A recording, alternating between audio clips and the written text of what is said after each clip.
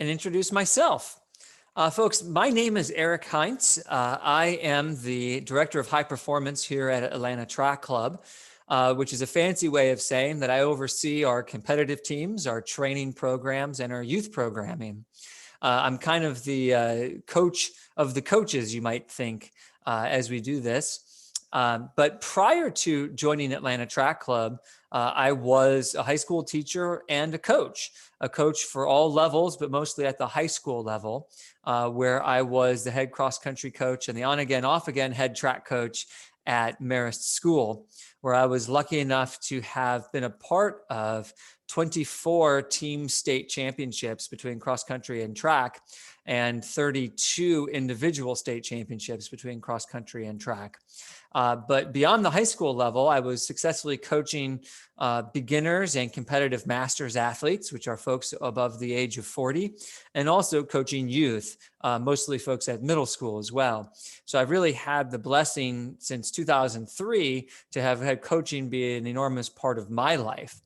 One of my most important mentors is Roy Benson, who was actually the executive director of Atlanta Track Club way back in the 1980s, prior to Julia Emmons, if you've heard that name before. And Roy actually wrote the book on heart rate training. And when I say he wrote the book, he's actually written about 4 of them on heart rate training. So I've had a great opportunity to have learned from the best.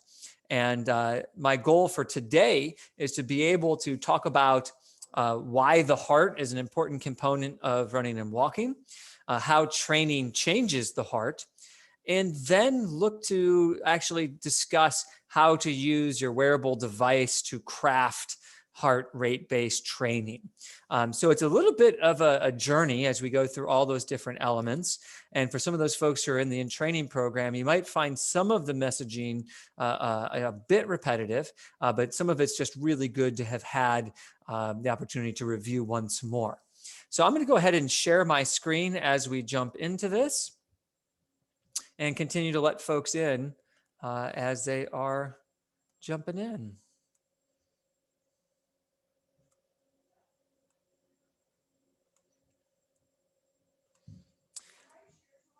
I'm going to ask Charlie, give me a thumbs up if you can see that I'm sharing my screen right now. Perfect, Charlie. Great. Thank you. So we are talking heart rate training today, heart rate training.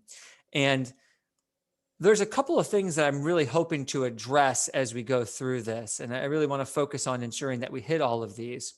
So like I said, we're going to talk about why running and walking is considered to be aerobic and its impact on your heart and cardiovascular system.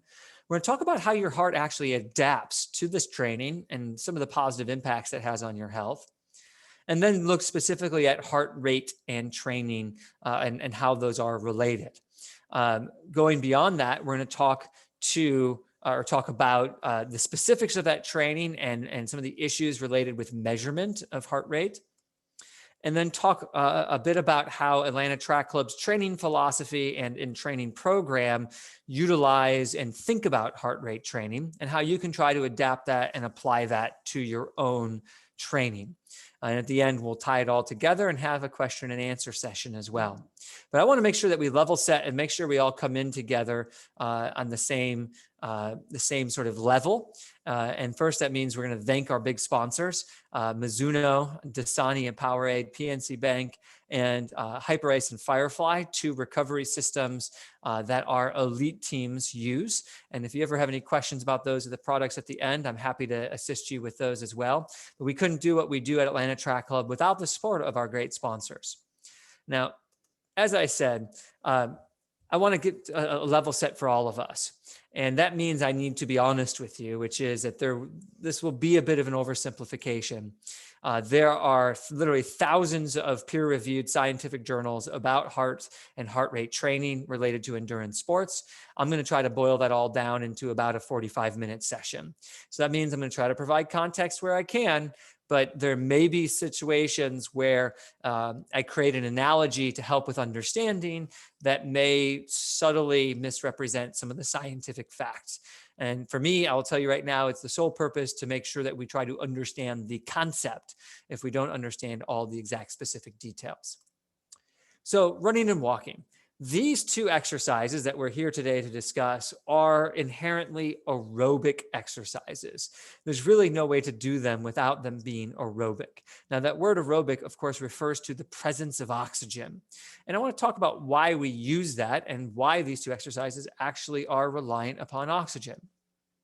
So your body has three primary energy systems in addition to the energy that you already have stored in your muscles in the form of ATP. And you might remember way back to your high school biology class, ATP and the way that the Krebs cycle and electron transport system create energy for us. So I'm not going to talk about ATP too much, but that's probably where you've heard it before. Now, the three primary energy systems we have are first, the anaerobic alactic, which means anaerobic, not requiring oxygen, and alactic, not producing lactic acid. So this is a very short-term source of energy. Then you have your anaerobic glycolytic. Anaerobic means does not require oxygen. Glycolytic is the process of producing energy through glycolysis, which does produce lactic acid, something that most of us in our experiences with running and walking have heard people talk about. And then the third system, by far the most efficient system, is the aerobic or the oxidative, which refers to requiring oxygen for it to be able to take place. Now, these three energy systems all operate in different ways, okay? And to be truthful, all of them are used all the time. So as you're sitting there listening to me, you're using your aerobic system, your anaerobic glycolytic system, and your anaerobic alactic system. And in that scenario, you're using just a teeniest bit of the anaerobic ones, and you're using almost exclusively the aerobic. But the fact is that they're always all in action, and they change subtly as your intensity increases. But for the most part, we think about very short events as using stored energy in anaerobic systems. I'm not going to watch any of you do this, but I'll tell you, you can stand up right now out of your chair and jump up. And you could do it, and you won't get tired, and you can actually do it without breathing. So you can hold your breath, jump up and down, and you're going to jump just as high. And that is because very short bursts of energy don't require oxygen. They're going to use the ATP already in your muscles, or if your activity is for about 6 seconds, it's going to use your anaerobic alactic system. And so that means you're going to do it, you're not going to get very tired, and you're not going to produce any lactic acid. So what we find is that shorter systems, shorter bouts of exercise don't require oxygen. Now, once you get past about 1 minute and 40 seconds of exercise, the majority of your energy comes from the aerobic system. It's a much slower system. It's very complicated, and it takes a long time to get up and running. And when I say a long time, it's relative, but it's about 1 minute and 40 seconds. So if you really wanted to, you could run 100 meters or 200 meters while holding your breath, and it would have almost no impact on your final speed and final time. It might be uncomfortable, but you don't need the oxygen to run a 200 at your very best. But if you were to try to run a lap or 2 laps of the track, you absolutely are going to have to breathe, and oxygen is going to be required. So if we're running and walking, most of us are going for longer than 1 minute and 40 seconds. So we're going to be focusing on the aerobic system. Now, an additional note here, when we're talking about these activities, your body knows time and intensity. Your body does not know distance. And you know this because if I had an elite person out here, they might be able to run a mile in less than 4 minutes. Not one person on this call can run a mile anywhere close to 4 minutes. I certainly can't. And many of us, that might be 2 laps of the track, a half a mile. And for some folks, if I'm walking or if I'm doing a walk jog in intervals, it might be 1 lap of the track. So your body knows 4 minutes. It doesn't know a distance. Similarly, that 1 minute and 40 seconds, when you shift to being to be more aerobic, that's based on time, not distance. Someone who's elite could be a half a mile. Us more human people, it's going to be probably 1 lap or 2 laps. 1 lap or half a lap. So most of us don't do the sprints here. So I want to be up front again. And we don't talk about heart rate training with the sprints because it's not correlated. So what we do talk about, though, are these longer events that are much more common for folks. So racing the mile, about 80% aerobic. Racing a 5K, 95% aerobic or more. 10K, 98% aerobic. And as you see, it just, as the event gets longer in duration, it becomes more and more aerobic. So really, when we're talking about heart rate training, we're also really talking about aerobic training and aerobic exercises. And we're going to talk mostly about these aerobic pathways. Now, I mentioned that, and I mentioned this acronym PACES here, because Atlanta Track Club's coaching philosophy is built around the acronym PACES and contains the word aerobic. P is for progressive, A is for aerobic, C is for consistent, E is for everyone, and S is for specific. And those are the 5 elements that we build into training. But because we're talking about heart rate training, we're going to be talking about aerobic pathways today. So how does aerobic exercise then impact the heart and the cardiovascular system? Now, note I have both heart and cardiovascular system here because the heart is part of the cardiovascular system. It's the cardio part. Vascular referring to, of course, all the arteries and veins, and we can throw our lungs in there as well that help transport oxygen for us. So when we do aerobic exercise, the heart gets stronger. And you'll see that when we talk about heart rate training a little bit later. So aerobic training, absolutely good for you and good for your heart.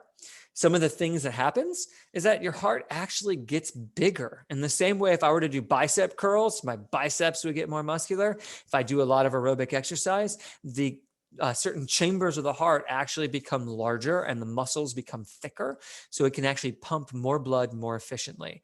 It's to the point where your heart becomes quite asymmetrical because of the chambers that pump the blood throughout the entire body. They throw off that symmetry. So you actually get first the actual physical changes, the anatomical changes in the heart. You're going to get the ability to push blood harder and push more blood at that time. So stronger pushes coming from your heart as a result of aerobic exercise. We also get an increased density of capillaries. Now, capillaries are the sort of country roads of the body. They're off the main highways. They're all the way out at the last segment of your muscles. So how do we get that single oxygen cell from, or red blood cell containing oxygen from the main highways to the muscle? It's through the capillaries. And the greater the density of those capillaries, the more of these blood cells you can transport to those muscles. And thus, the more you're going to be, the better you're going to be at exercising. Now, this country road is great if you're the only one going down it. But if you were to try to put, 100, 200, or 1,000 cars down that road at one time, you're going to have problems. So it's not just going to be increasing the density of capillaries. We're also going to be creating much larger and more flexible arteries and veins. Those are the super highways of the body. So aerobic exercise through the adaptations of the cardiovascular system creates more country roads and more interstate systems so that you can pump the blood throughout your body. Hopefully you're starting to realize, man, the heart's really important when it comes to running and walking. And that's why heart rate training is going to be one potential modality for you to follow, one sort of paradigm you can use to view training and improvement. At the sort of cellular level, you actually get better at transporting that oxygen from the red blood cell into the muscle as well. So that's kind of like the Uber going down the country road and dropping the person off and then pulling away. You get better at that actual drop off. And then your body actually sort of gets the message, hey, I got more roads and I have wider roads. We can have more cars. You can actually get a higher blood volume and a greater density of red blood cells when you have a more efficient cardiovascular system. So why are these changes all important? Well, first, just about life in general, all of this leads to lower blood pressure. And most of us are working adults. Our overall health is just as important as our running and walking careers. So if we can lower our blood pressure, we're going to have better health outcomes. We're going to have a lower resting heart rate, meaning your heart doesn't have to work as hard, doesn't have to pump as often while you are sitting, while you are resting, or whenever you're engaged in non-intense exercise. That's a really good thing. Additionally, overall, you have a reduced risk of heart attack and heart disease. And that's probably the single best thing so that we are all going to stay nice and healthy for longer. And then finally, aerobic exercise can help promote good cholesterol, something that your body needs in order to function properly. So away from the performance side, which we're getting to, aerobic exercise is really good for your heart, really good for your body, really good for your mind too, I would argue, and promotes better health outcomes. But y'all are here because you want to hear about training, and we're going to get to training and talk about improved performance right now. So how is heart rate correlated with training? So essentially, while I was a history teacher for a long time, I do like to think about things mathematically. And that means having a graph or an XY axis for me is really helpful. So on this graph, you can see we have a heart rate on the Y axis and exercise intensity on the X axis. As exercise intensity increases, so as we move to the right along this graph, you're going to see correspondingly heart rate increase until a certain point. And this is pretty linear, as you can say. See, it's essentially an X equals Y kind of graph until you reach your heart rate deflection point, where essentially you begin to level off and there's an asymptote. An asymptote, of course, is something that you will be able to approach, but never cross over. And in this scenario, that's essentially just barely above your maximum heart rate. So you can see it levels out. And no matter how much we increase intensity, this maximum heart rate is going to stay flat as we go across the top. Now, by definition, heart rate is the number of times your heart beats in a given time period. This is almost always measured as beats per minute. So we talk resting heart rate, you might be at 65 beats per minute. An elite athlete might be at 40 beats per minute. And someone battling some health problems might be as high as 80 beats per minute. But truth be told here, it's almost always in beats per minute for the units that we use. As I stated, and it's important to review this, as we increase effort and our intensity of exercise, the heart rate also increases. So if my exercise intensity remains at one spot, your heart rate is essentially going to stay in that same spot while you maintain that level of intensity. So maybe it's a 10-minute mile and your heart rate is at 140 beats per minute. And as long as you remain at 10 beats or 10 minutes per mile, your heart rate's going to stay around 140 beats per minute. Now, effort and speed can increase beyond a maximum heart rate. And I think that's an interesting thing, but it's only for a limited period of time. So essentially, you can run, you won't be able to do this walking, but you can run hard enough that your heart rate doesn't go up higher anymore. And that's what I meant by the exercise intensity being able to increase, but the maximum heart rate staying flat here. But for a very short period of time, will you be able to maintain that max heart rate? Okay, so the big takeaway for this is for the vast majority of exercise intensities, heart rate is essentially a linear corollary to it. So we can actually use heart rate as a proxy for exercise effort. I don't want to sound patronizing, but a proxy means something that is approximately, something that is a loose replacement. So if you're not very good at saying, man, this was a really hard workout or just a kind of hard workout, or if you're trying to debate whether that's a 7 out of 10 or an 8 out of 10 or a 9 out of 10, and you can't really see between those gray areas, heart rate can be used as a measurement to help determine if you overdid it or if you didn't go hard enough. So this is how we can justify heart rate training, because it is a proxy for exercise effort. And all things we talk about in endurance training, running and walking, is going to be associated with effort. So how do we measure heart rate? Many of y'all might have been in gym class way back in the day. For me, this would have been the 1990s. I just turned 40 this year. And we might be playing some type of game. And, Coach Smith comes over and is like, okay, take your heart rate. And you see a couple of people put their hand on their wrist and try to feel for your pulse. A couple of people will take 2 fingers and put it on the side of their neck. He might count for 6 seconds and then have you multiply things. That old school way of taking your heart rate is frankly not very accurate, but it is a method of doing it.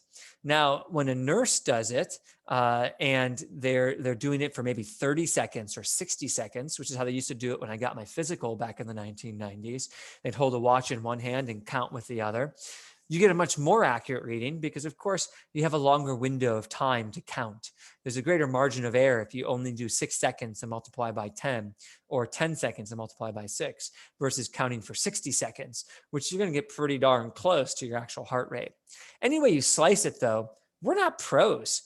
And checking or counting your heart rate from your pulse is exceptionally difficult because you will sometimes feel or count double beats. You might miss a location. And of course, over time, your heart rate will drop.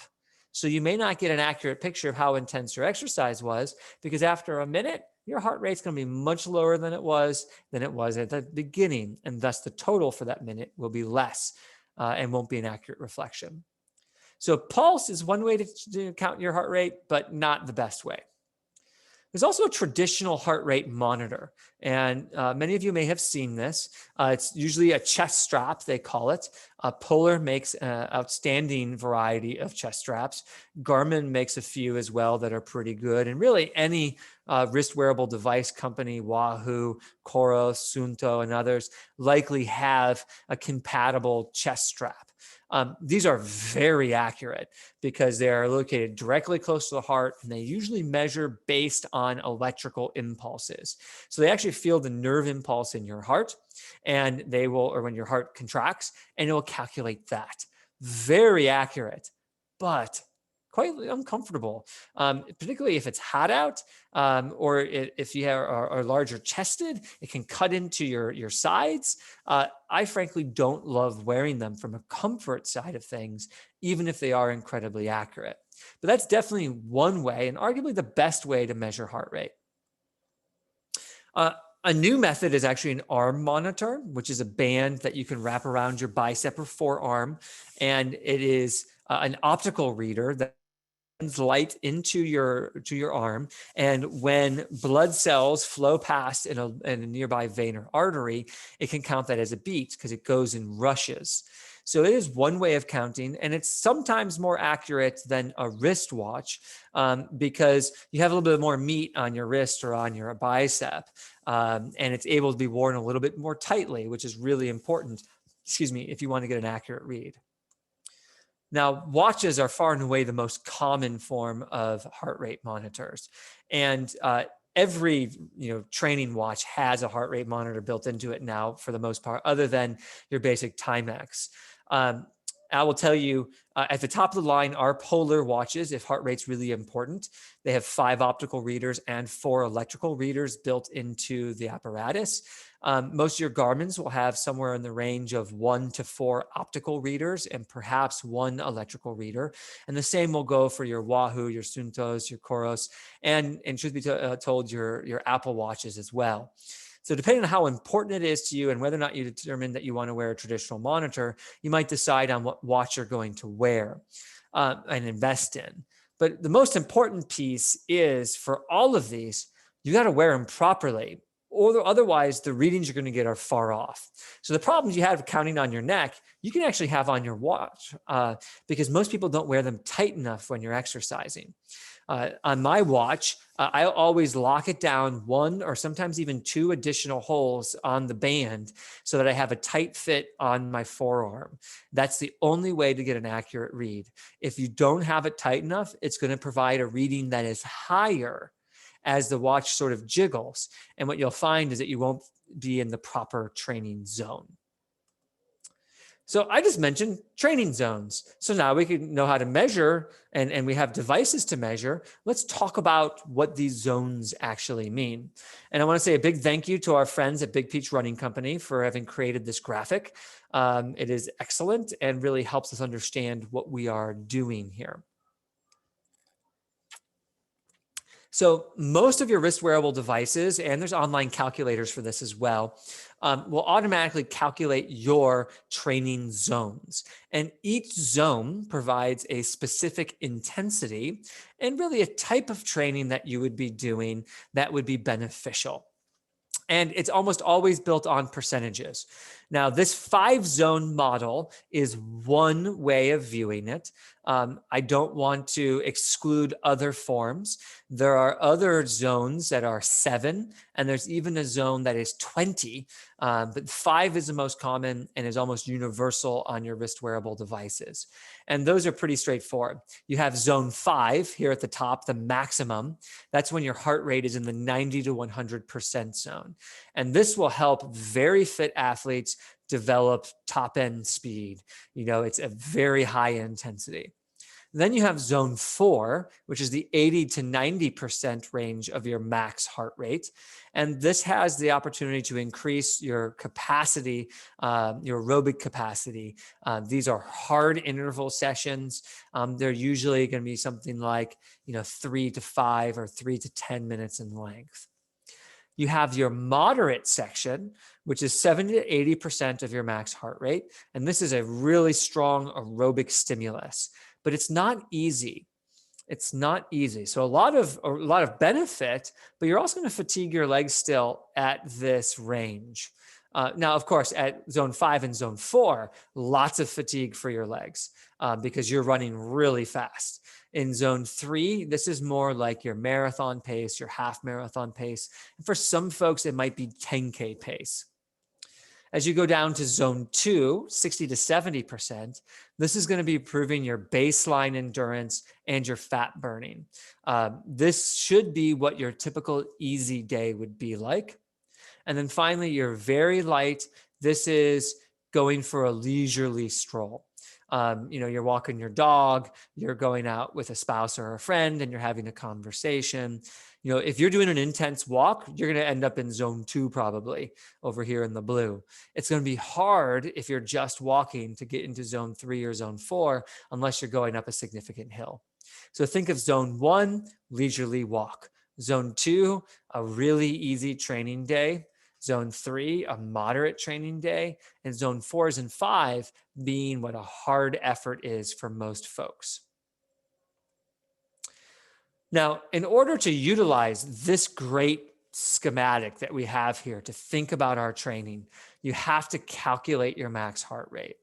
And I want to provide some context here for you, because I guarantee if I were to call on someone, how do you calculate your max heart rate? You would automatically say, isn't it 220 minus my age? And I'm going to tell you that's one way of doing it, but it's not the best way of doing it. The best way of calculating your max heart rate is going into a laboratory setting, paying way too much money, and essentially getting a stress test where they put you on a treadmill and they're going to increase the intensity and increase the grade until you can't do it anymore. And they're going to calculate your max heart rate when you're hooked up to a million different wires. If you were really serious, you might want to do that. However, most of us don't have the money for that. We don't have access to a laboratory for that. And frankly, it doesn't sound very comfortable. So we're going to skip the laboratory testing, but that is first and foremost the top of the line way to identify your max heart rate. But there's that rule of thumb that I mentioned, right? 220 minus your age. So for example, a 48-year-old athlete, 220 minus 48, your max heart rate would be 172 beats per minute. And I can guarantee you, if you have a Garmin, if you have a Polar, if you have a Wahoo, if you have an Apple, this is its algorithm. This is what its inherent calculation is for how it calculates your max heart rate. And it's just going to automatically do it for you because it's going to ask you to put your age in when you set up your device. I want to tell you, though, there's some major challenges with this. While the vast majority of people fall close to this rule, the standard deviation is plus or minus 12 beats. And that means many, many people are more than 12 beats outside of this range or less than 12 beats outside of this range. In fact, what I would argue is that about 1/3 of the population would find that their max heart rate is plus or minus more than 12 beats. So if I'm a 48-year-old, the standard deviation is going to be between 160 and 184. That's already a very big range. But for 1/3 of us, it's going to be below 160 or above 184. That's a significant difference. And there's a lot of factors at play here, including your body size, your relative health, and the amount of training that you've already been doing. So while this is a good starting point, it's really important that if you're actively training, that you're also willing to adjust. Because if you're getting to your max heart rate and you're not running, say, 9 minutes all out as hard as you can, then you're probably not getting to your max heart rate, and you can adjust accordingly up or down. So if your max heart rate's supposed to be 172 and you're doing, say, some 2-minute segments and you're getting to 172 or 173, it means your max heart rate's probably 178. So it's really important to adjust based on what you see, because what your max heart rate is going to determine where your training zones fall. Now, one way to test your max heart rate outside of a laboratory setting, if you think you fall outside that rule of thumb range, and I'll be upfront, like I know my wife automatically has a heart rate about 15 beats higher than this range. So we always have to try to adjust for her. And I've encouraged her to do this next heart rate test, and she hasn't done it. So the test would be 8 laps, about 2 miles. And if you begin really slowly, I mean, you walk the first lap. The second lap, you might walk a little bit faster. The third lap, you're jogging. The fourth lap, you're running at a moderate effort. The fifth lap, you're running hard. And laps 6, 7, and 8, you're running as hard as you can. So you ease into it. It's going to allow your heart rate to ease into it as well. And by laps 7 and 8, you will likely be at your heart rate max. Now, this is a challenging test, though, and an inexperienced person or a slower runner or walker may have a difficult time getting to the necessary velocity or the necessary distance, to be able to do this test. So when in doubt, follow the rule of thumb and just be careful in your monitoring to see if you need to adjust. If you want to be more accurate, engage in the heart rate test to get your max heart rate. And if you have the money and time, go ahead and get laboratory tested. Now, there is yet another proxy that I'll throw out there for you. And that is, if you're in our in-training program, you can use our indicator run. Or if you have run a race, such as a 5K or shorter, it's quite challenging to get to a max heart rate in a 10K, half marathon, and marathon, because the pace isn't fast enough. And in fact, for most people, myself included, a 5K isn't going to be run at a fast enough pace to be able to get to that max heart rate until perhaps the very end. So it's another opportunity to get more information, but I would recommend the rule of thumb and close monitoring or the max heart rate test. But this is just another way to get some data to try to find your max heart rate. So now that we have our max heart rate, and say for me, let's make it 170 just to make it easier. We come back here to our schematic. And that means my zone 5 is going to be 153 beats to 170 beats. Why? Because it's 90 to 100% of 170. 170 minus 17, which is 10%, is going to be 153. So there's my range already for zone 5. My zone 4 will be between 153 beats and 136 beats. I simply subtracted 17 more. Now, a quick note here. Is 153 zone 5 or is 153 zone 4? It doesn't matter. And in fact, is 154 zone 5 or is it zone 4? It doesn't matter. This is supposed to be a proxy for our effort and a good indicator of how hard we are training. So if you are 1 beat off, 2, 3 beats off even, cut yourself some slack and don't worry too much about it. You just want to generally be in these zones. So now you can continue working backwards on your max effort. Moderate would be 70 to 80%. So it would be 136 to about 119. And then, I go down from there for light, zone 2, and very light. So This is how we calculate our max heart rate and how we break down our training zones. So the question then is, what do we actually do for training? How do we train by heart rate? Well, let's go back to our wrist wearable device. That's going to be the thing that we're all most familiar with. Every wrist wearable device worth its salt has the ability for you to program it for when you are in the correct zone.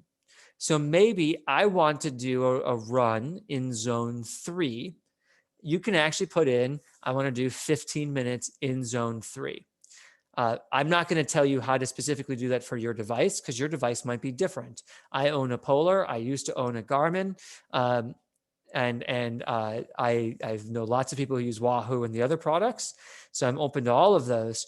But your app, your device, all of those allow you to program it to make sure you're in the correct zone. So you can even program it to say, I'm going to do 4 minutes in zone 4. And then take 2 minutes easy, and then 4 minutes in zone 4 and say 2 minutes easy. And your watch will actually beep or vibrate or notify you in some way if you're in that zone. So essentially, when you get into that zone 4 segment and you're trying to do it, if you're under it, it's going to notify you, hey, like pick up the pace, get into zone 4. And if you go above it, it's going to notify you, hey, you're going too hard, back off a little bit and get back into zone 4. So your watch is smart enough to read your approximate heart rate, if you're wearing it properly, and tell you to speed up or slow down so you can get into it. That's a really cool function and one that makes it a lot easier, particularly for beginners using heart rate training for the first time. If you have an Apple Watch, you may have to download a third-party app to get that level of functionality. And that's okay. That's a good thing because you still have access to it. But in this case, it's not inherently sort of programmed into your Apple Watch. Jim, I think you're drawing on the screen. Okay. Now, if you don't have a fancy watch, that's totally okay. And we can go down to the old school method of post-interval pulse checks. So maybe that you decided you were going to do 4 minutes in zone 4. When you finish your 4 minutes, you can stop, take your 2 fingers, put it onto your neck and count. I would recommend counting for at least 10 seconds. And maybe in those 10 seconds, you counted 20. Okay, 20 beats in 10 seconds. So you would do 20 beats times 6 to get your beats per minute. That's 120 beats per minute. And then you could see what zone for you that actually would put you in. For most folks, 120 beats per minute is not zone 4. So you'd be like, oh, geez, I didn't go hard enough. After my break here, I'm going to pick up the intensity and make sure I go a little bit harder so I can get into zone 4. So you don't have to have the technology. You can use this old school pulse check method. Now, many of you are probably scratching your head and saying, well, how did you know to do 4 minutes in zone 4 or repeat 3-minute segments in zone 5? There is a lot of research. And in fact, this is a growing body of research supporting the methodology known as polarized training. I'm going to take a sip of my tea here and I'll explain this in a moment. Thank you for your patience. Polarized is just what it sounds like, training at the 2 extremes.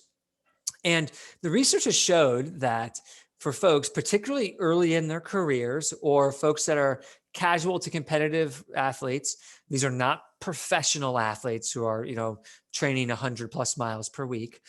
Anyone on this call would fall into this category that I'm referencing. Polarized training is advantageous for fitness improvements. Research has shown, and I mean multiple studies, that if your weekly training load includes about 20% in zone 4 and 5 and about 80% in zones 1 and 2, you're going to gain more fitness than different levels of, or different percentage levels. Now, a lot of us, if they come to this sport from other sports, you might be thinking, no pain, no gain. I need to train hard. I need to train hard almost every day. In that scenario, you're going to end up injured. And in fact, your body is not going to improve. It may improve, a lot in the very short term for a week or two, but it's going to begin breaking down because it won't have time to adapt. This magic range of around 20% of high intensity and around 80% of very low intensity is enough stimulus for your cardiovascular system that it's going to improve, but also enough recovery that you're going to be able to maximize how much you improve. Now, again, these numbers are not specific. It doesn't have to be 20. 21% is not much better than 19%. And in fact, 23% might be worse than 17%. And of course, you as an individual have a different range as well. But as long as you honor these approximations, you are going to improve in your fitness. Now, the other flag that should be going up is that you notice there's nothing really here in zone 3. Zone 3 is a little bit of a no man's land, unless you are pretty early in your career, meaning someone who's probably training 3 days per week or someone who is a beginner.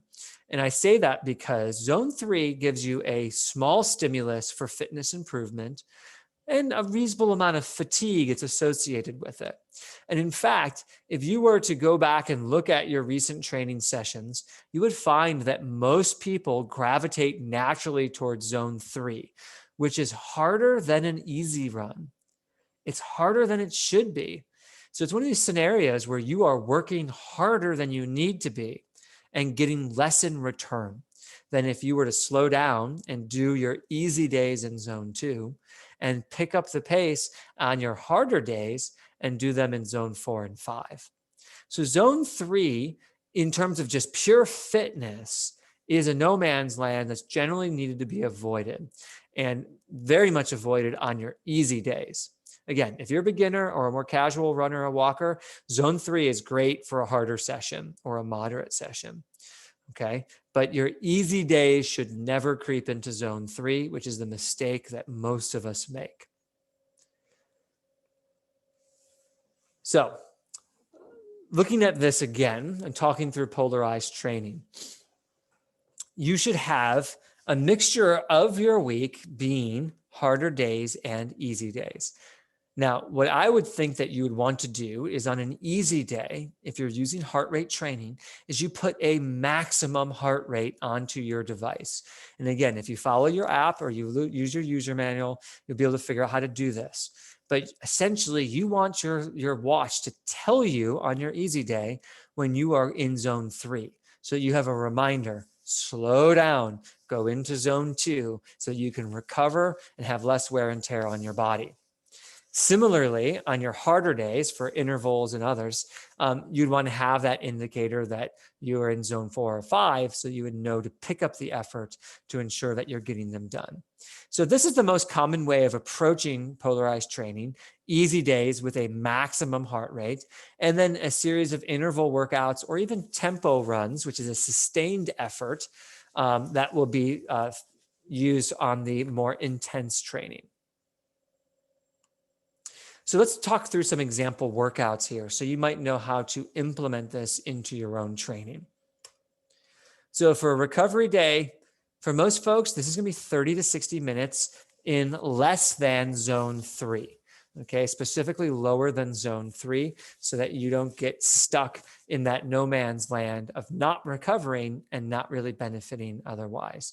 So for some folks, this might be walking. This might be an easy stroll with a dog. It could also be a run at a low intensity. It could also be cross training. You could be on a bike, you could be on a scooter, a whole host of different activities. But in this case, it's definitely about reducing that intensity. And what you're going to find, as long as that intensity is relatively low, you can actually go longer than you usually do. 30 minutes in zone 3 is often harder than 45 or 50 minutes in zone 2. And you'll get way more benefit from the longer session in the lower zone. But let's talk about the workout days. So a tempo run. As I noted, a tempo effort is a sustained effort. Okay, usually 20 minutes to 30 minutes in a specific zone or a specific pace. So in order to put in a tempo run, and let's say you're exercising 5 times in a week, so 3 easy days and 2 harder days would be appropriate. You could do something like a 15-minute easy warm up. You might start with some walking and then some easy jogging and work your way up. Then do 20 to 30 minutes in zone 4. Now, you will find for yourself that could be very pace specific. So it might be 8 minutes for one person per mile. It might be 12 minutes per mile for someone else. Or if you're, say, training for a 10K, it might be 10K pace. It might be a half marathon pace. So that's going to be unique to each individual and what that is. And if you can narrow down it to a specific pace that you're training for, you're kind of doing double duty, not only getting zone 4, but also getting that pace specific work. And then you follow that up with a cool down. Another way to work through the different training zones is to do a progression run. Again, that same 15-minute warm up. Then you engage in something like 15 minutes in zone 3. Oops, I got some of that cut off. And then you might do 10 minutes in zone 4 and then 5 minutes in zone 5. So you're progressively increasing the effort. That's where that word progression comes into play. The benefit of that is that you actually get to hit all of your different training zones. And for many folks, it's a lot of fun finishing that run fast. A very traditional method would be doing fartlek runs or intervals.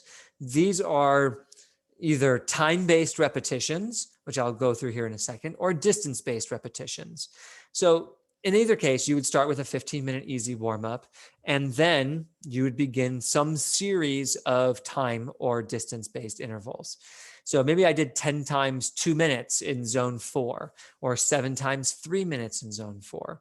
Or 3 times 6 minutes with the first 2 in zone 4 and then the last one in zone 5. For most folks, these will be in zone 4. And I would encourage you maybe to get a bit of it into zone 5. And why just a little bit in zone 5? Zone 5 is very hard on the body mechanically. It's not so hard on the heart. I mean, it's going to make you breathe hard and your heart's going to be pumping. But most of us are unable to do the physical act of running in zone 5. And that's what makes it most challenging here. I also have an asterisk next to 10 times 2 minutes. And that is because a 2-minute interval is short enough that it might take you a fair bit of time to get up to the appropriate heart rate zone. So that's something to consider. You know, if it takes you 40 seconds to get to zone 4, a 2-minute interval might only really give you 1 minute and 20 seconds of training in that zone. So while it's advantageous to start off doing small intervals to save your legs, if you're fit enough to do a harder workout, in many cases, it's more advantageous to do the longer repetitions. So that thing I was referencing is cardiac lag, the time it takes for your heart to catch up to the intensity that you are training at. Now, the other thing that I will note here is HIIT work, high intensity interval training. In the past couple of years, this has become quite popular in a wide variety of training settings, from CrossFit to Orange Theory and others. And it's a fantastic thing. It has some good evidence behind it for a couple of groups. It's very beneficial for folks who are just beginning their fitness journey because you're going to see a lot of improvement really quickly. The danger, though, is at these high intensities, you're more at risk for mechanical damage, asking yourself to sprint all out or to jump real high. And if your body's not used to it, you're at risk for injury. Additionally, HIIT training does not have as big of an impact as it does on highly trained athletes. So if you are an advanced runner or walker, maybe you are training somewhere in the range of 40 plus miles per week, or in that 6 to 7 hours kind of range, it's not going to benefit you nearly as much. Additionally, while it's good for your heart, it's not pace specific and doesn't necessarily correlate with the training that we're going to be doing to prepare for a 10K or to prepare for a 5K or something along those lines. And the last thing I'll note with example workouts before I give you guys an example week of training is the impact of recovery. So let's go back to this segment here, 10 times 2 minutes. If I only take 1 minute rest, my heart rate isn't going to drop very far after I complete my repetition. So it won't take very long to get my heart rate back up. However, if I took a 3-minute rest after this 2-minute segment, I'm going to be fully recovered, and it might take a minute or more to get my heart rate into the zone. So depending on your workout goals, don't just think about the duration of your hard effort. Also think about the duration of your recovery, and you can play with that. Remember, the shorter the recovery, the higher your heart rate is going to be throughout the entire session. So something like 3 times 6 minutes with 1 minute rest, your heart rate's going to be up as if you had been training for 20 minutes straight. It's basically the equivalent of a tempo. And that's why some people would refer to that as a broken tempo. Similarly, if I were to do this instead of 7 times 3 minutes, maybe I was doing 7 times 800 meters. Instead of 3 times 6 minutes, I was doing 3 times 1 mile. It's the same exact principle. I'm just using a distance instead of time. There has been some evidence that it's best to recover your heart rate down to 110 beats per minute before you start your next interval. But for some folks, that can be very difficult to monitor. And I generally have not applied that in my coaching because of those challenges. Particularly if there's more than one person, this 110 is going to be reached at different times. And we generally want to train with other people. So let's look at an example week. Monday, 40 minutes easy in zone 2. Tuesday, 15-minute warm-up, zones 1 and 2. 20-minute tempo run in zone 4, and then a 15-minute cool down in zone 2. Wednesday, 30 minutes recovery in zone 2. And note, because I had a hard day the day before, I went extra easy the day afterwards. Some people might take this day off. Others might cross-train that day. Totally fine. But that recovery is important. Thursday, I bounce back and I do 50 minutes in zone 2. Recovery, nice and easy, but longer. And Friday, I do my second workout. 15-minute warm-up, zones 1 and 2. 5 times 4 minutes. Let's do the first 3 in zone 4. And the first 4 in zone 4 and the last one in zone 5 with 2 minutes jog rest in between. I might have walk rest if I'm really tired, and then do a 10-minute cool down, which would be zone 2. Saturday, I might do a day off. I might cross train. Maybe I got to sleep in. So that's why I'm going 40 minutes in zone 2 instead of 30 minutes. And then Sunday, I'm doing 90 minutes almost entirely in zone 2. But the last 15 minutes creeped into zone 3 because as you fatigue, your heart rate will climb. And that's a natural thing for your heart rate to at the end of a long session like that. And in fact, your heart rate will also increase on your 5th interval versus your 1st interval because you are more fatigued. So this is an example week. And I know almost none of us are training 7 days per week. So maybe we took Saturday and Wednesday off and we're at 5 days per week. Or maybe we have some cross training thrown in. But any way you look at it, the principle is the same. Our easy segments are in less than zone 2, and the harder segments are in zone 4 and 5. If you calculate this out, it's about 82% in less than zone 3, and it's about 18% in zone 4s and 5. So what you find is that general principle of polarized training has been applied about 80-20 through the course of this week. Okay, I'm going to get into a couple of challenges and then try to wrap up so I can answer some questions for folks. Why is heart rate training sometimes difficult to implement? Well, first off, devices are expensive. They're not accessible to all. Even the most basic heart rate monitor is generally in the $100 range, and they're not very accurate. To get an accurate one, you're probably in the $200 to $250 range. And I know some of these devices sell as high as $600 and $700. That's expensive for a hobby. And for some of us, it's just not as important. So definitely not accessible to everyone. Heart rate training can also sometimes limit your neuromuscular benefits. When we talk about training, I've talked about aerobic training this entire time, the cardiovascular benefits, but sometimes you also need to train your legs, the chassis of the body. And this is the neuromuscular components, your nerves and your muscles, and really your bones too. And sometimes it's helpful to do strides or pickups or sprints, depending on what you call them. And you can never monitor that with your heart rate, because a 20-second stride, your heart rate's barely going to budge. And in fact, your heart rate's going to peak 10 or 15 seconds after you finished your stride. So you can't actually use heart rate training to monitor short segments in your training. I also noted cardiac lag. If I'm doing a shorter interval, maybe 30 to 90 or maybe even 120 seconds, I'm going to need 30, 40, 50 seconds sometimes to get my heart rate into that zone. And that's because your heart, while it will generally increase steadily, it doesn't just turn on a dime and jump from 90 beats per minute to 150 beats. It's got to go from 90 to 100 to 110, to 120 and so forth. So that lag can make it difficult to monitor your effort. 4, most of us don't wear our technology properly. We don't wear our watch tight enough. We may not have the moisture to create the proper barrier between our chest strap and our chest. We may not have charged it properly. Who knows? But all in all, the technological problems that we have are often high. So you really have to commit to using the technology properly and wearing it properly. 5, sometimes become technologically over-reliant, meaning maybe I'm training for a marathon and I know in my marathon, I want to keep my heart rate right around 150 beats per minute. What happens if your battery dies on your watch? It's going to incite panic. You're going to freak out and you don't have that sense of what your effort actually is.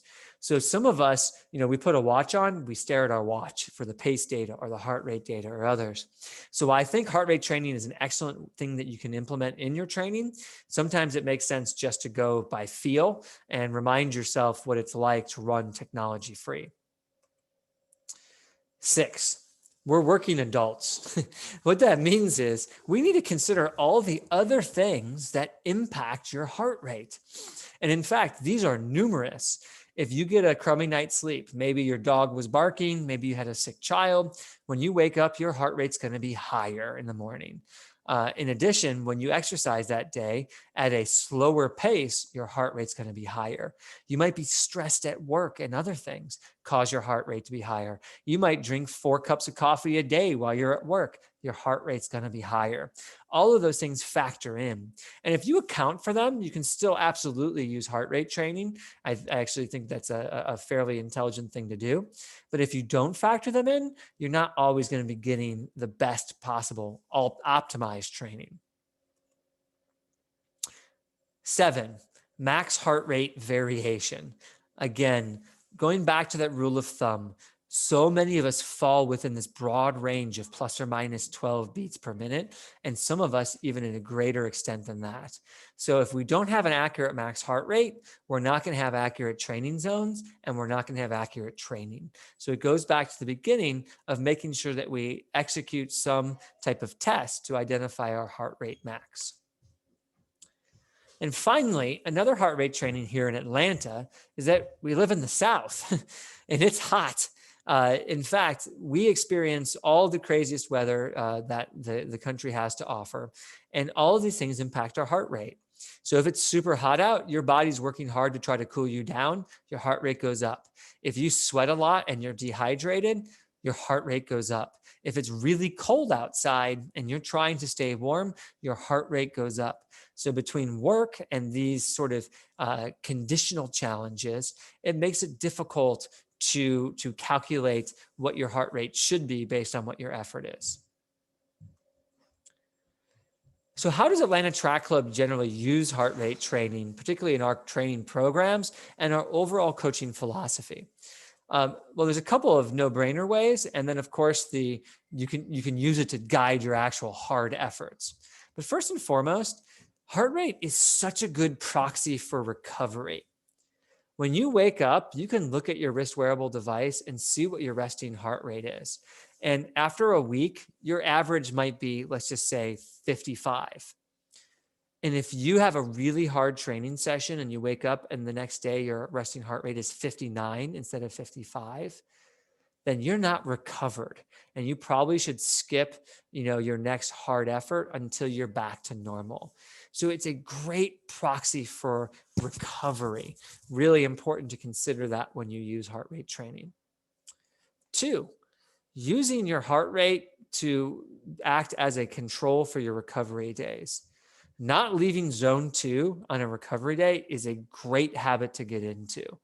And that means even if you're caffeinated, even if you've had a hard day at work, even if your kid was sick and you didn't sleep enough last night, it's just going to tell you to slow down.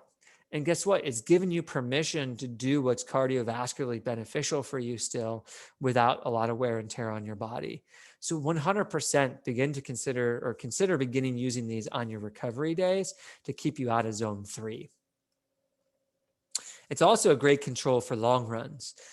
Many folks make the mistake of doing their long runs too fast, particularly the first part. Maybe you start your beginning of your long run at 9-minute pace, and by the end, you're running 9:30 pace. We don't want that. We want to flip that. So you can actually use your watch to tell you, stay in zone 2 for 45 minutes, and then you can actually pick up the pace a little bit on the second half. Much better habit to get into and much more beneficial for racing. I will also remind you, if you don't have a wrist wearable device, effort, the rate of perceived effort, or RPE, is actually a great proxy for heart rate as well. Remember, this goes both ways. Heart rate is a proxy for effort. Effort is a proxy for heart rate. So if you go out and you know yourself and you said, man, that felt pretty hard, guess what? Your heart rate data is probably going to tell you that it was pretty hard. It doesn't usually go the other direction. If you go, hey, that was a really easy session, guess what? Your heart rate is likely to tell you that it was really an easy session. I will just put the caveat that most folks don't do their easy sessions easy enough. Most folks gravitate towards a moderate effort even on their easy days. So you do have to train yourself to get out of that habit. And then I will just say, the Atlanta Track Club pace chart is built on heart rate science. And this is accessible to anyone, not just our in-training participants. If you go to atlantatrackclub.org and you go to the train tab, underneath it is the pace calculator. And you can put in your recent race results and it will tell you what paces you should train for your workouts. And that is 100% built on heart rate science. We have used tons of math and tons of laboratory studies to come up with those numbers to tell you what to train at.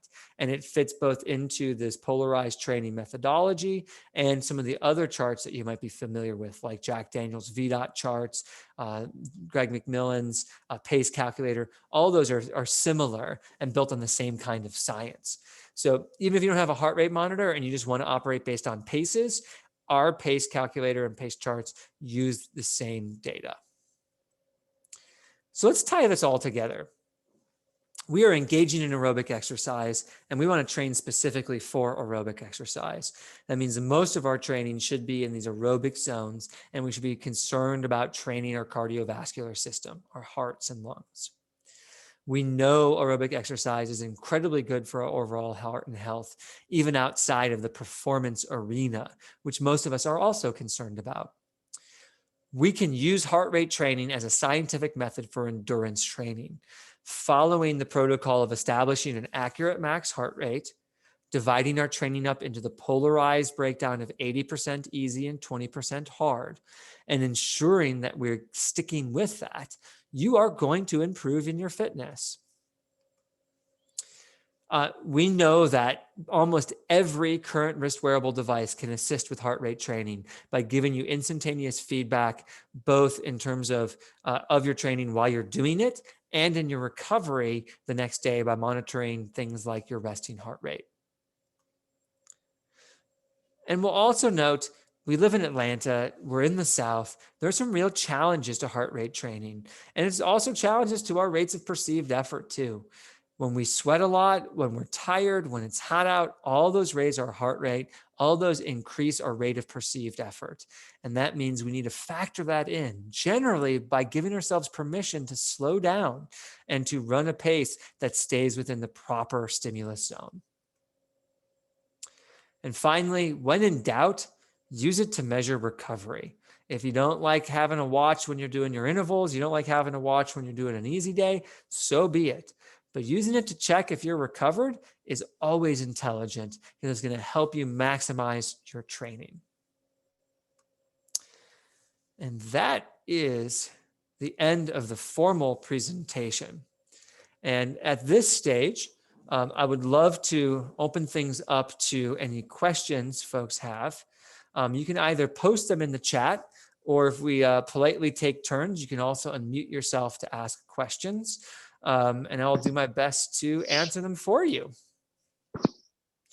Jim Curry, yes, go ahead, sir. So I was just going over my workouts for the last couple of weeks, looking at my heart rate, and I found that I'm about to be 58, so my max heart rate would be 162. But what I was wondering is, I've had a couple intense workouts where my heart rate got up to 165. Could I just use that as my max heart rate? Because in the last, I've done like 600 miles of biking and running this year. Just look at my workout, say that's my max. Yeah, absolutely. And your max heart rate is probably actually closer to like 168, depending on what that intense session was. I don't have the information in front of me, but most of us don't hit max heart rate in a workout. It's really challenging, particularly as we get older. So I will tell you, it's probably between 165 and 170, and I absolutely would move it up. Okay, now one other question. I am extremely overweight. I'm going to be losing 100 pounds this year, and I've already lost 30 of it. Does that increase or decrease my heart rate? It is often going to increase your heart rate. Now, if you're super tall, that's going to sort of even that out and slow things down again there. But it is going to usually increase your heart rate, increase your blood pressure, all those other types of things. And of course, what I meant was, being overweight, should I raise my heart rate target or lower it? No, I would go with what the 165 to 170 is, because it's going to give you feedback for where you actually are, and just leave it at that. But what you might find, last thing I'll just say, Jim, is you might find as your fitness improves, you might actually see your max heart rate creep up even from where it is now. Just make sure you got your watch on tight, and I would immediately put it up to 165 to 170. Yeah, I'm a chest strap guy. Thank you. Okay, good.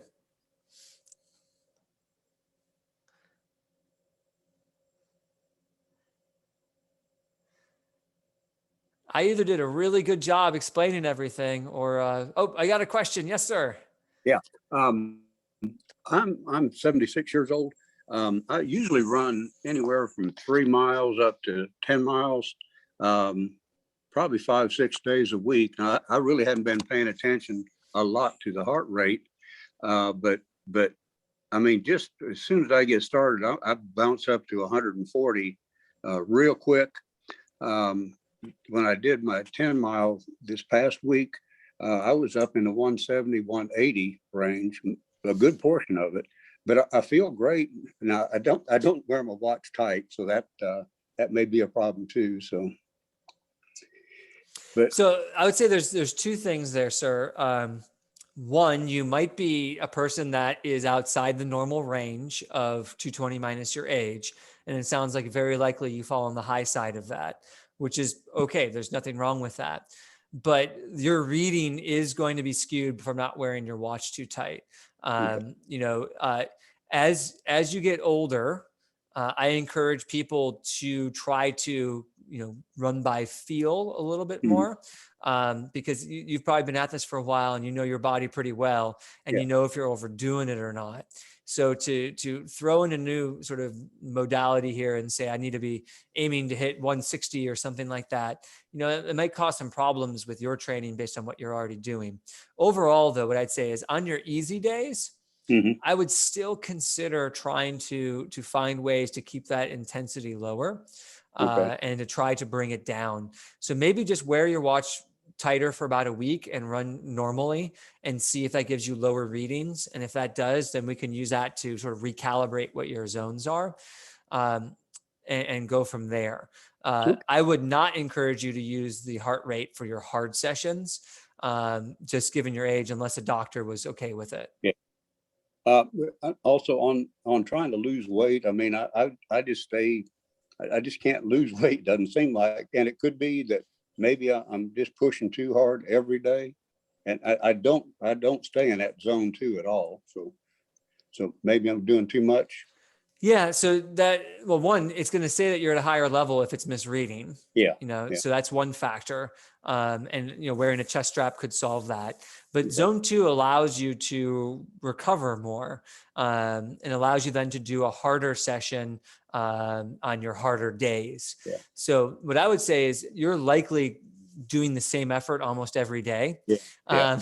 So why not take an easy day a little bit easier and do some harder stuff on the harder day, just introducing it, starting with small segments. And if you're not used to doing it, you might do even 6 times 1 minute faster, and then build up to 10 times 1 minute, and then 6 times 2 minutes, and then slowly build up until you get to about 20 minutes of harder effort, broken up into chunks. And then you're going to be seeing some of that improvement there. Okay. But that zone 3 is kind of that no man's land, and you want to get out of there. Okay. All right. Appreciate it. Okay. I'm going to answer 2 questions in chat real fast before we have another person ask a question, which is how to figure out your zones if your max is 162. It is simply subtracting 10%. So if your max is 162, zone 5 would be minus 16, zone 4 would be minus 16 more, zone 3 would be minus 16 more, and it is those percentage zones. So you can multiply your max heart rate by 0.9, 0.8, 0.7, 0.6 also to get there. We had another question, how to get to zone 2, 11-minute pace. I'm not sure exactly what's being asked, but essentially zone 2 is going to be below 70% of your max heart rate. So if you have a monitor, and if we use that number of 160, it'd be 48 beats lower than that is what you'd be looking at to stay in zone 2. Now that's gonna be different paces for different people. So zone 2 is a percentage of heart rate. And your pace is specific to your fitness and your body.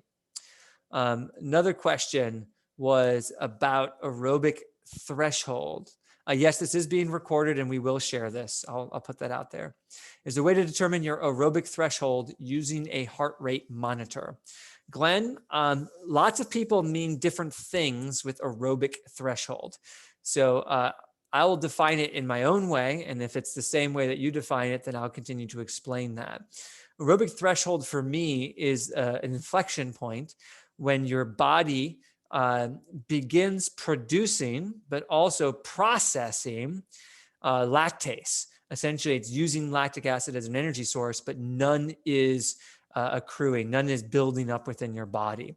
So for most folks, this is going to be a pace that is in the 40 to 80 minute range. If I was doing a race that was 40 to 80 minutes. And for a highly trained athlete, it's probably closer to their marathon pace. So how would you equate that with a heart rate monitor? It's typically a percentage of your max heart rate or a percentage of your VVO2 max, which is your velocity at VO2 max. I'm going to try to think of a calculation off the top of my head, and I believe it is somewhere around, depending on each individual, that sort of 78 to 82% range of your max heart rate. But I want to double check that, and I feel like I might be off there a little bit. However, if you are training using a heart rate monitor, you are not training using an aerobic threshold, and you're mixing philosophies there. It'd be kind of like how many yards do I need in a kilometer? Well, you're mixing systems. So if you're going to train thresholds, sort of like a Jack Daniels system or other systems, you're going to use different paces that are generally built on VO2 max, which is how much oxygen you can process. Continuing here, was using Mafetone before. Yeah, Mafetone generally states, if I'm not mistaken, that a lot of your easy days need to be in zone 2 as well. So I think that we're on the same page there. What is VO2 max and how does it relate to heart rate training? Great question, Diane. So VO2 max is a calculation that's thrown around all over the place in endurance sports. It's essentially the amount of oxygen you can process, and that is based on the size of your body. there is a general correlation to the size of a person and the size of their lungs. There are always, of course, exceptions to this, but loosely, there's a correlation there. So you can see in a laboratory setting how much oxygen I can breathe in, say in a minute or in a shorter period of time, and that there's a limit to that. Now, of course, you can produce some oxygen or some energy without oxygen using your anaerobic energy systems. So can you run faster than the pace that you're running at VO2 max? Yes, but VO2 max, like heart rate, it increases and then it sort of levels out. A lot of people use that VO2 max and fractions of that VO2 max or percentages of that VO2 max to prescribe training paces.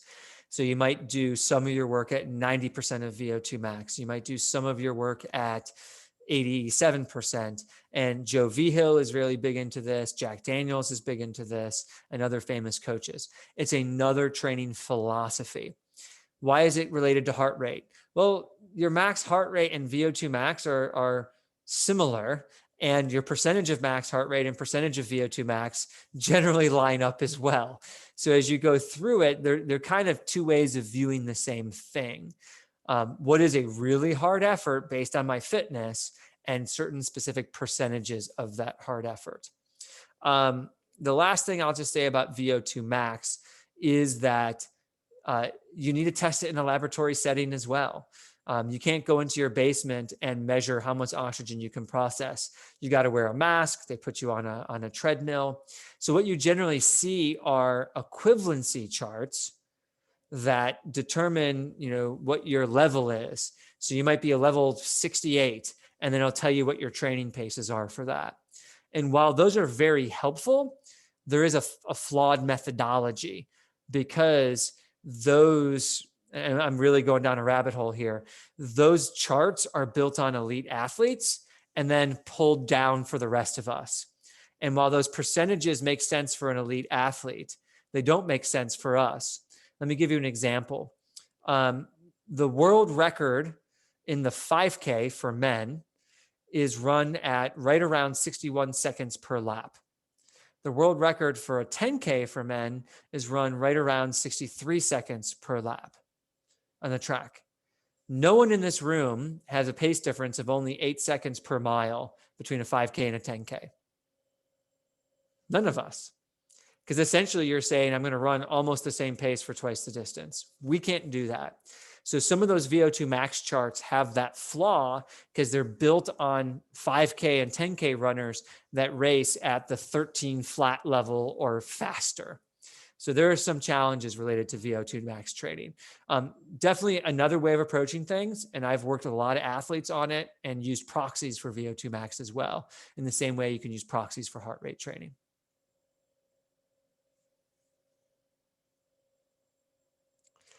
We're going in deep on the science here. So I love being able to nerd out and talk training.